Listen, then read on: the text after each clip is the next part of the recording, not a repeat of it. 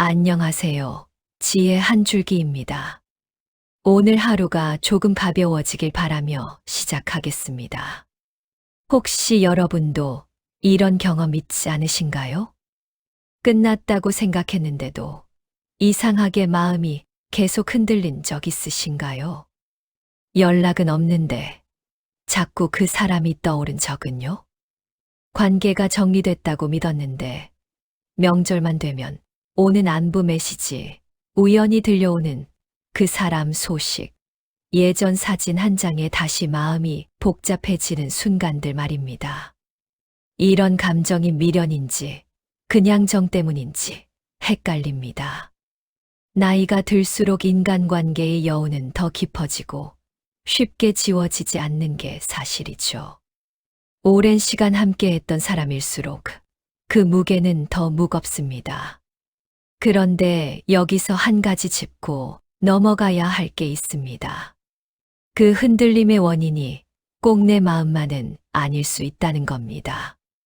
내가 아직 못 잊어서 흔들리는 게 아니라 누군가 나를 계속 흔들고 있을 수도 있습니다. 내 안에 남아있는 미련이 아니라 상대가 계속 남겨두는 기척 때문에 평온이 깨지는 거죠. 정말 끝난 관계는 조용합니다. 서로 안부도 묻지 않고 소식도 전하지 않고 그냥 각자의 자리에서 살아갑니다. 시간이 지나면 그리움조차 흐릿해지고 마음은 자연스럽게 정리됩니다. 하지만 끝났는데도 계속 남아있는 관계가 있습니다. 직접 만나지는 않지만 자꾸 이름이 들리고 가끔 연락이 오고 과거 이야기를 꺼내는 사람들이죠. 조용히 사라지는 게 아니라 계속 기척을 남깁니다. 그리고 이런 사람들에게는 공통적으로 나타나는 심리 패턴이 있습니다. 관계를 끝내고도 완전히 놓지 못하는 이들, 상대를 붙잡지는 않지만 멀어지는 것도 견디지 못하는 이들의 마음 속엔 특별한 불안과 미련이 자리 잡고 있습니다. 오늘은 그 미련의 정체를 하나씩 풀어봅니다. 지금도 누군가 때문에 마음이 흔들리시는 분이라면 오늘 이 이야기가 조금이나마 위로가 되길 바랍니다. 그 흔들림이 내 탓만은 아닐 수 있다는 걸 함께 확인해 보시죠. 이제 관계를 끝내고도 흔들어 놓는 사람들의 심리를 하나씩 살펴봅니다. 오늘 이야기 끝까지 함께 하고 싶으시다면 구독 한번 눌러주시고 편하게 들어주세요. 첫 번째, 안부로 다시 문을 두드리는 사람. 몇 년 전 정리했던 지인이 있었습니다. 자주 만나지도 않았고 연락도 뜸했고 서로 살아가는 방식이 달라서 자연스럽게 멀어진 사이였죠. 그렇게 1년, 2년 지나면서 완전히 잊고 지냈는데 어느 추석 연휴에 갑자기 메시지가 옵니다. 명절 잘 보내세요. 건강하시죠? 짧은 안부였지만 이상하게 마음이 복잡해집니다. 답을 해야 할까, 말아야 할까? 이미 끝난 관계인데 왜 다시 연락을 하는 걸까? 그리고 며칠 뒤 답장을 보내지 않았더니 또 한 번 메시지가 옵니다. 요즘 어떻게 지내세요? 가끔 생각나네요. 이런 사람들은 특정한 타이밍에만 나타납니다. 명절, 내가 아플 때, 혹은 자기가 외로울 때죠. 평소엔 연락도 없다가 특정 순간에만 문을 두드립니다.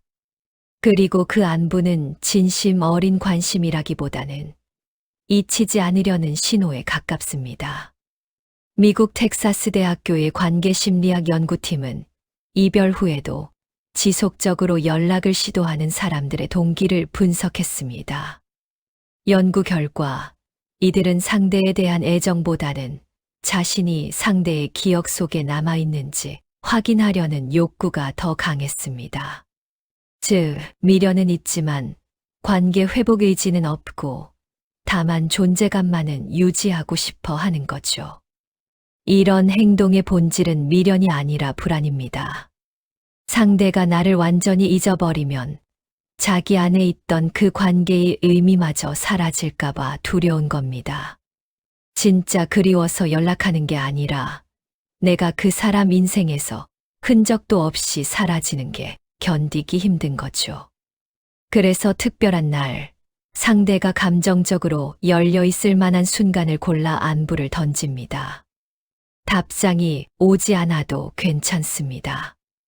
메시지를 보냈다는 것만으로도 자기 존재를 각인시켰으니까요. 프랑스 작가 프랑수아 드라로 슈프코는 이렇게 말했습니다. 우리는 사랑했던 사람을 잊는 게 아니라 사랑받았던 기억을 잊지 못한다. 안부로 문을 두드리는 사람들은 바로 이 기억에 매달립니다. 상대를 다시 만나고 싶은 게 아니라 과거의 자기가 누군가에게 의미 있었던 존재였다는 사실을 확인받고 싶은 겁니다. 이런 연락을 받았을 때 답장을 해야 할 의무는 없습니다. 상대의 불안을 덜어주기 위해 내 평온을 내줄 필요도 없죠. 진심 어린 안부와 존재 확인용 메시지는 다릅니다. 전자는 따뜻하지만 후자는 조금 무겁습니다. 그 차이를 알아차리는 것만으로도 마음은 한결 가벼워집니다. 두 번째, 직접 연락은 없는데 계속 들려오는 이름. 직접 연락은 한 번도 오지 않습니다. 전화도 없고 문자도 없고 만날 일도 없죠. 그런데 이상하게 그 사람 이름이 자꾸 들립니다. 공통 지인을 통해서, 동네 모임에서, 누군가의 입을 통해서 말입니다. 요즘 그분 어떻게 지내시나 봐요? 얼마 전에 어디서 봤는데 말이에요. 본인은 나타나지 않지만 소식은 계속 흘러옵니다. 우연이라고 하기엔 너무 자주, 너무 일정한 간격으로요. 그리고 가끔은 정말 우연을 가장한 마주침도 있습니다. 내가 자주 가는 카페, 내가 다니는 교회나 복지관 근처, 내가 산책하는 공원. 직접 말을 걸지는 않지만 시선이 마주치는 순간 가볍게 고개를 숙입니다. 그리고 그 짧은 순간이 며칠 동안 마음속에 남습니다. 영국 서섹스 대학교의 사회심리학 연구에서는 관계 종료 후에도 간접적인 방식으로 상대의 삶에 머무르려는 사람들의 패턴을 분석했습니다. 이들은 직접 접촉은 피하면서도 공통 인맥을 통해 자신의 소식을 흘리거나 상대가 자주 가는 장소에 의도적으로 나타나는 경향이 있었습니다. 연구진은 이를 존재감 유지 전략이라고 불렀죠. 관계는 정리했지만 상대의 기억 속에서 완전히 사라지고 싶지는 않은 겁니다. 이런 행동의 본질은 통제입니다. 직접 다가가면 거절당할 수 있고, 그건 자존심이 상하는 일이죠. 하지만 간접적으로 존재를 드러내면 상대가 먼저 반응하게 만들 수 있습니다. 혹시 나 때문에 일부러 온 거 아니야? 하고 상대가 먼저 물어오길 기다리는 겁니다. 그렇게 되면 주도권은 자기한테 넘어옵니다. 아니, 그냥 우연이야 라고 말하면서도 상대의 마음 속에 자기 자리를 다시 확인하는 거죠. 독일 철학자 쇼펜하우어는 이렇게 말했습니다. 인간은 혼자 있는 것보다 잊히는 것을 더 두려워한다. 직접 연락은 없지만 계속 들려오는 이름, 우연을 가장한 마주침, 이 모든 건 잊히는 것에 대한 두려움에서 나옵니다. 상대와 다시 가까워지고 싶은 게 아니라 상대의 삶 한편에 여전히 자기 이름이 있다는 걸 확인받고 싶은 겁니다. 이런 상황에서는 반응하지 않는 게 가장 현명합니다. 들려오는 소식에 일일이 마음 쓸 필요도 없고 우연한 마주침에 의미를 부여할 필요도 없습니다. 진짜 필요한 사람은 직접 찾아옵니다. 간접적으로만 맴도는 사람은 결국 자기 마음을 정리하지 못한 채 상대만 흔드는 겁니다. 그 흔들림에서 벗어나는 건 내 선택입니다. 세 번째, 과거의 좋은 기억만 꺼내는 사람. 오랜만에 온 연락이었습니다. 몇 년 만에 전화를 걸어온 옛 친구는 안부를 묻더니 곧바로 옛날 이야기를 꺼냅니다. 기억나. 그때 우리 둘이 여행 갔을 때 말이야. 그때 참 좋았지. 그런 시간이 다시 올까. 추억을 하나하나 꺼내면서 과거 속 우리가 얼마나 가까웠는지를 이야기합니다. 그런데 이상한 건 지금 내 이야기에는 별로 관심이 없다는 겁니다. 요즘 어떻게 지내는지, 건강은 어떤지, 무슨 고민이 있는지는 묻지 않습니다. 그저 과거의 좋았던 순간만 반복해서 꺼내죠. 이런 사람들은 현재의 나와 관계를 맺고 싶은 게 아닙니다. 과거의 나, 그때 그 시절에 우리를 그리워할 뿐이죠. 지금의 내 삶, 내 감정, 내 변화에는 관심이 없습니다. 추억은 믿기고 그 미끼로 다시 연결되고 싶은 겁니다. 하지만 그 연결은 진짜 관계가 아니라 과거에 대한 향수일 뿐입니다. 캐나다 브리티시 컬럼비아 대학교의 심리학 연구진은 이별 후 과거 회상을 반복하는 사람들의 심리를 분석했습니다. 연구 결과 이들은 현재 자신의 삶에 만족하지 못할 때 과거의 관계를 미화하는 경향이 강했습니다. 과거를 떠올리는 건 상대에 대한 그리움이라기보다 자신이 행복했던 시절로 돌아가고 싶은 욕구의 표현이었죠. 즉, 상대가 필요한 게 아니라 과거가 필요한 겁니다. 이런 행동의 본질은 회피입니다. 지금 자기 삶이 만족스럽지 않으니 과거로 도망가는 거죠. 그리고 그 과거 속에 내가 있으니 나를 다시 불러내는 겁니다.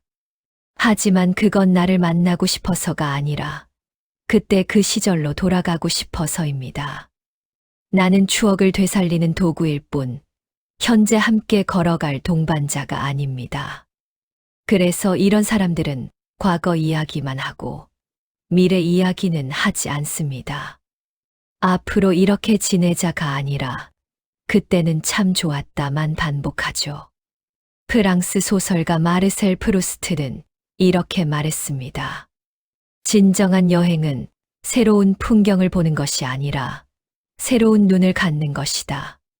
과거의 좋은 기억만 꺼내는 사람은 새로운 눈을 가질 준비가 되어 있지 않습니다.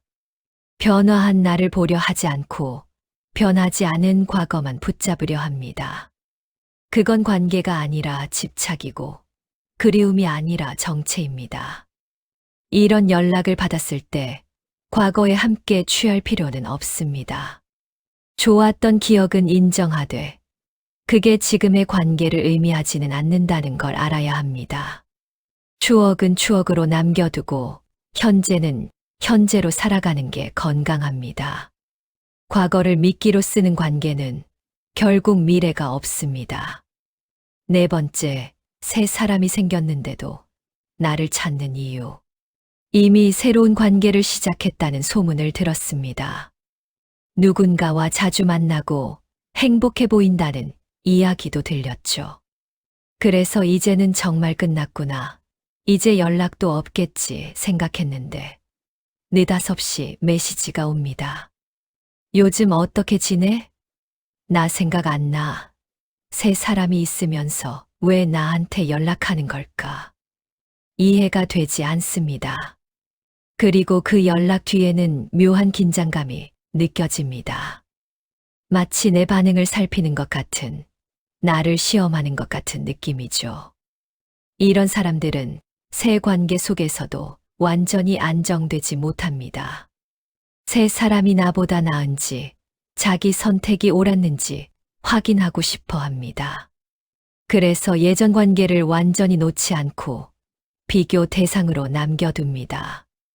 나를 붙잡으려는 게 아니라 새 관계가 흔들릴 때를 대비해서 옵션으로 남겨두는 거죠. 호주 퀸즐랜드 대학교의 관계심리학 연구팀은 새로운 관계 속에서도 이전 파트너에게 연락하는 사람들의 심리를 조사했습니다. 연구 결과 이들은 자존감이 불안정하고 관계에 대한 확신이 부족한 경향이 강했습니다.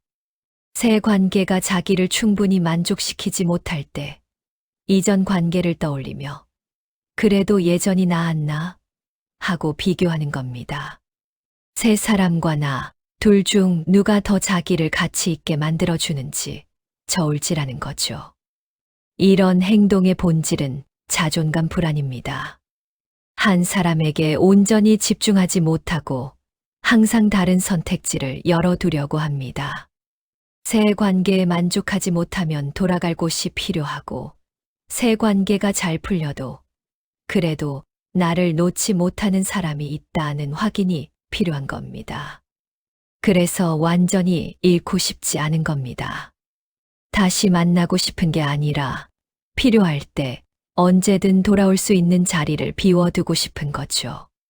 스페인 철학자 발타사르 그라시아는 이렇게 말했습니다.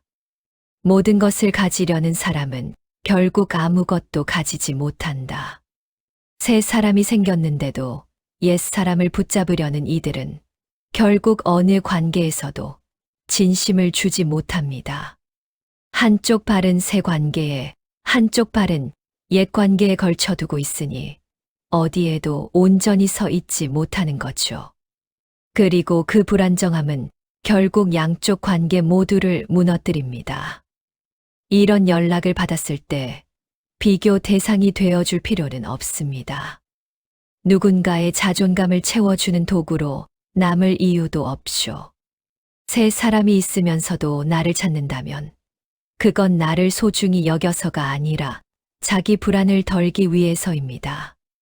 그 역할을 거절하는 것도 나를 지키는 방법입니다. 5번째, 사과는 없고 감정만 던지는 사람. 오랜만에 온 연락이었습니다. 관계가 틀어진 이유도 분명했고 상처받은 기억도 선명했죠. 그런데 상대는 그 이야기는 하나도 꺼내지 않습니다. 요즘 힘들어, 외롭네, 그때 생각나 같은 감정만 툭툭 던집니다. 잘못에 대한 인정도 없고 사과도 없고 왜 관계가 어그러졌는지에 대한 언급도 없습니다. 그저 지금 자기가 힘드니까, 그때 생각이 나니까 연락한 겁니다. 그리고 그 연락을 받은 나는 또다시 복잡해집니다. 위로해줘야 하나, 아니면 모른 척해야 하나. 이런 사람들은 책임을 지지 않습니다. 관계를 회복하고 싶은 게 아니라 지금 이 순간의 외로움을 달래고 싶을 뿐이죠. 과거에 무슨 일이 있었는지는 중요하지 않고 지금 자기 감정만 중요합니다. 그래서 사과 대신 감정을 먼저 내밉니다. 미안해가 아니라 힘들어로 시작하는 거죠. 네덜란드 암스테르담 대학교의 심리학 연구진은 관계 회복 시도에서 사과의 유무가 미치는 영향을 분석했습니다. 연구 결과 진심 어린 사과 없이 감정적 호소만 반복하는 경우 상대방은 일시적으로 동정심을 느끼지만 신뢰는 회복되지 않았습니다. 오히려 시간이 지나면서 또 이용당한 건 아닐까 하는 의심이 생겼죠. 사과는 책임을 인정하는 행위이고 책임 없는 감정 표현은 결국 자기중심적인 요구일 뿐입니다. 이런 행동의 본질은 회피입니다. 자기가 무엇을 잘못했는지 인정하면 그에 따른 책임도 져야 하고 변화도 보여줘야 합니다. 하지만 그건 힘든 일이죠. 차라리 나 힘들어, 나 외로워라고 말하면 상대가 먼저 다가와 주길 기대하는 겁니다. 그러면 자기는 잘못을 인정하지 않아도 되고 변하지 않아도 되니까요. 미련과 후회는 다릅니다. 미련은 관계를 그리워하지만 후회는 자기 행동을 돌아봅니다. 사과 없이 감정만 던지는 사람은 후회하지 않습니다. 그저 미련만 있을 뿐이죠. 영국 작가 오스카 와일드는 이렇게 말했습니다. 진정한 후회는 말이 아니라 행동으로 증명된다. 사과는 없고 감정만 던지는 사람은 말만 남기고 행동은 하지 않습니다. 미안해라는 말조차 아까워하면서 힘들어라는 말로 상대의 마음을 움직이려 합니다. 그건 관계가 아니라 거래입니다. 내 동정심과 상대의 외로움을 맞바꾸는 거죠. 이런 연락을 받았을 때 감정에 휘둘릴 필요는 없습니다. 상대가 힘든 건 안타까운 일이지만 그게 내가 책임져야 할 몫은 아닙니다. 사과 없이 감정만 던지는 건 결국 나를 위로의 도구로 쓰겠다는 뜻입니다. 그 역할을 받아들일지 말지는 내가 정하면 됩니다. 말만 남기는 관계는 결국 공허합니다. 6번째, 혼자 있는 걸 견디지 못하는 사람 관계가 끝나고 얼마 지나지 않아서 또 다른 사람과 만나고 있다는 소식을 들었습니다. 그리고 그 관계도 오래 가지 못했죠. 다시 누군가와 만나고 또 헤어지고 그 반복이 계속됩니다. 그런데 이상한 건 그 사이사이마다 나한테 연락이 온다는 겁니다. 새 사람을 만나기 직전 또는 관계가 끝난 직후에 말이죠. 요즘 어때? 잘 지내지? 마치 관계와 관계 사이의 빈틈을 나로 채우려는 것 같습니다. 이런 사람들은 혼자 있는 시간을 견디지 못합니다. 관계가 끝나면 곧바로 다음 관계를 찾고 그 과정에서 예전 사람들에게도 손을 뻗습니다. 나를 그리워해서가 아니라 혼자라는 감각이 두려워서죠. 누군가와 연결되어 있어야 안심이 되고 그 연결이 끊어지면 불안해집니다. 그래서 관계를 쉼터로 씁니다. 일본 도쿄대학교의 애착심리학 연구팀은 관계 의존성이 높은 사람들의 패턴을 분석했습니다. 연구 결과 이들은 혼자 있을 때 극심한 불안과 공허함을 느꼈고 이를 해소하기 위해 끊임없이 관계를 찾았습니다. 문제는 이런 관계가 진정한 친밀감이 아니라 정서적 의존에 기반하고 있다는 점이었죠. 상대를 온전한 인격체로 보는 게 아니라 자기 불안을 달래주는 존재로 보는 겁니다. 이런 행동의 본질은 정서 의존입니다. 혼자 있을 때 자기 감정을 스스로 돌보지 못하니 누군가에게 기대려고 합니다. 관계가 자기 존재의 증명이 되고 혼자 있으면 자기가 사라지는 것 같은 느낌을 받는 거죠. 나이와 무관하게 이런 성향은 반복됩니다. 20대에도 60대에도 혼자를 견디지 못하는 사람은 계속 누군가를 찾습니다. 그리고 그 과정에서 예전 관계들을 다시 꺼내보는 거죠. 스위스 심리학자 칼 융은 이렇게 말했습니다. 고독을 견디지 못하는 사람은 나쁜 친구가 된다. 자기 자신과 친구가 되지 못했기 때문이다. 혼자 있는 걸 견디지 못하는 사람은 결국 상대에게도 같은 불안을 전합니다. 자기 공허함을 채워달라고 요구하고 상대가 그 역할을 못 해주면 또 다른 사람을 찾습니다. 관계는 서로를 풍요롭게 만드는 게 아니라 불안을 임시로 덮는 도구가 되어버립니다. 이런 연락을 받았을 때 쉼터가 되어줄 필요는 없습니다. 누군가의 외로움을 대신 책임지는 건 내 평온을 희생하는 일입니다. 관계는 서로가 온전할 때 건강합니다. 한쪽이 의존하고 한쪽이 떠받치는 구조는 오래가지 못하죠. 혼자를 견디지 못하는 사람의 불안은 그 사람 스스로 풀어야 할 몫입니다. 7번째, 다시 돌아올 사람과 흔들기만 하는 사람. 다시 한번 기회를 줄 수 있을까? 이런 말을 하는 사람이 있습니다. 진심으로 관계를 회복하고 싶어 하는 것처럼 보이죠. 하지만 그 말 뒤에 행동이 따라오는지를 봐야 합니다. 정말 변하려고 노력하는지, 과거의 잘못을 인정하고 책임지려 하는지, 구체적인 변화가 보이는지 말입니다. 말만 있고 행동이 없다면 그건 진짜 재회가 아니라 또 다른 흔들림일 뿐입니다. 다시 돌아올 사람은 조용합니다. 자주 연락하지 않지만 연락할 때는 진심이 담겨 있습니다. 과거를 들먹이지 않고 지금의 나에게 관심을 보입니다. 변명하지 않고 자기 잘못을 인정합니다. 그리고 무엇보다 시간을 줍니다. 당장 답을 요구하지 않고 내가 마음을 정리할 때까지 기다려줍니다. 반면 흔들기만 하는 사람은 시끄럽습니다. 자주 연락하고 감정을 쏟아내고 빨리 답을 듣고 싶어 합니다. 변한 게 없으면서 변했다고 말하고 책임은 지지 않으면서 관계는 원합니다. 미국 노스웨스턴 대학교의 관계회복 연구진은 이별 후 재회를 시도하는 커플들을 장기 추적 조사했습니다. 연구 결과 성공적으로 관계를 회복한 경우는 명확한 변화의 증거가 있을 때였습니다. 단순히 미안하다, 변하겠다는 말이 아니라 실제로 문제가 됐던 행동을 바꾸고 상대의 경계를 존중하고 신뢰를 쌓기 위한 구체적인 노력을 보였을 때였죠. 반대로 말만 반복하고 행동은 그대로인 경우 재회하더라도 같은 문제로 다시 헤어졌습니다. 이런 차이의 본질은 진정성입니다. 행동 없는 말은 공허합니다. 다시 만나자는 쉽지만 내가 이렇게 변했다를 보여주는 건 어렵습니다. 진짜 재회를 원하는 사람은 그 어려움을 감수합니다.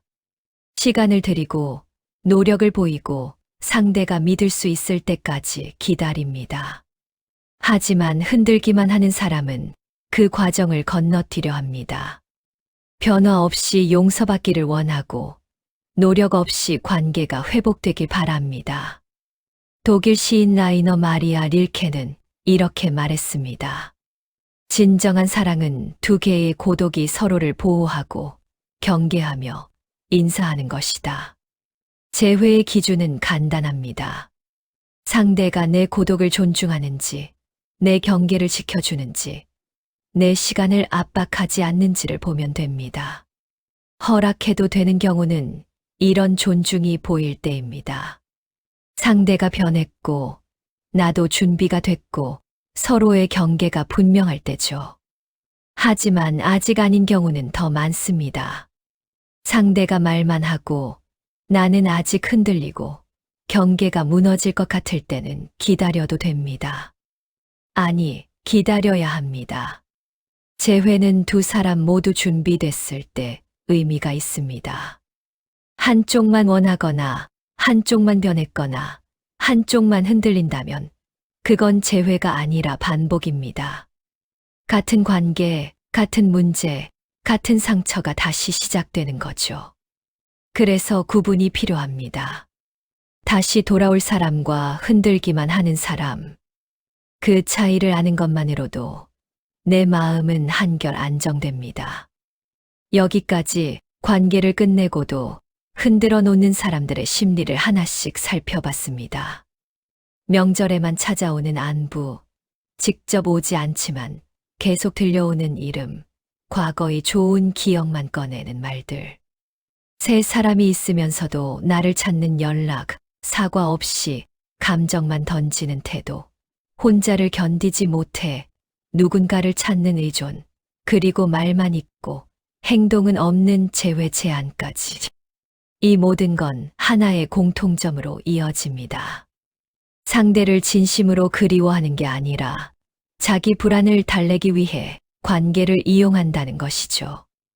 미련은 있지만 책임은 없고, 그리움은 있지만 변화는 없고, 말은 많지만 행동은 없습니다.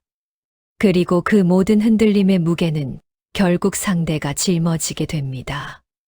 이제 60대를 넘어서면서 우리는 많은 걸 겪어왔습니다.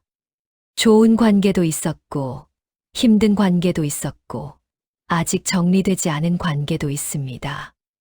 그런데 이 시기에 가장 중요한 건 관계를 더 만드는 게 아니라 평온을 지키는 겁니다. 누군가와 연결되어 있다는 느낌도 좋지만 혼자여도 괜찮다는 안정감이 더 소중합니다. 관계보다 평온이 더 중요한 시기입니다. 미련은 사랑이 아니라 익숙함일 수 있습니다. 상대가 그리운 게 아니라 함께 했던 시간이 익숙한 거죠. 그 익숙함 때문에 흔들리는 건 자연스러운 일입니다. 하지만 익숙함이 곧 필요함은 아닙니다. 익숙하다고 해서 다시 받아들여야 하는 건 아니라는 뜻입니다. 그리고 누군가의 불안을 대신 책임지지 않아도 됩니다. 상대가 혼자를 견디지 못한다고 해서 내가 그 빈자리를 채워줄 의무는 없습니다. 상대가 외롭다고 해서 내 평온을 내줄 필요도 없습니다.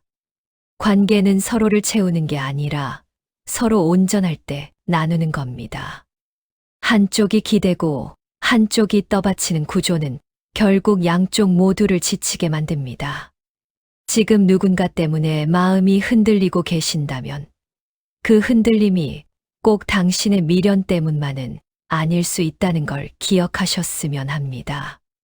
당신이 놓지 못한 게 아니라 누군가 당신을 놓지 않으려 하는 걸 수도 있습니다. 그 차이를 아는 것만으로도 마음은 조금 가벼워집니다. 관계가 끝났다면 마음도 조금씩 놓아도 괜찮습니다. 천천히 조용히 내 속도로 말이죠. 누군가 다시 문을 두드린다고 해서 꼭 열어줄 필요는 없습니다. 그 문을 열지 여부를 정하는 건 오직 당신입니다. 그리고 그 선택이 무엇이든 당신은 충분히 존중받을 자격이 있습니다. 오늘도 끝까지 함께 해주셔서 감사합니다. 마음이 편해지는 시간이셨다면 구독과 좋아요로 함께 해주세요. 지혜의 한 줄 기였습니다.